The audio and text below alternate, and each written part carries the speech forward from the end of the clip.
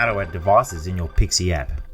Before you get started, be sure you have downloaded, installed, signed into the PIXIE app. Finally, ensure the Bluetooth is enabled on your mobile device. Remember, for the PIXIE app to operate, you must have an SAL PIXIE dimmer, switch or LED kit installed and powered. When you first open the PIXIE app, it will scan and look for devices and present these in a list. To add a new device to your PIXIE home, simply click on the blue Add button next to the item. Note, the items closest to you will have the strongest reception, as indicated by the reception icon next to the default name.